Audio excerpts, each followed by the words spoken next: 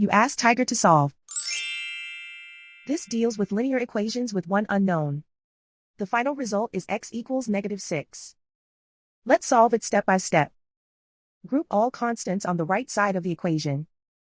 Subtract 5 from both sides. Simplify the arithmetic.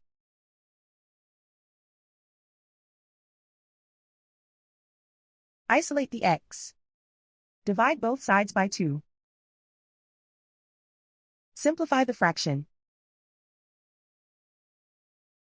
Find the greatest common factor of the numerator and denominator. Factor out and cancel the greatest common factor. And so the final result is x equals -6.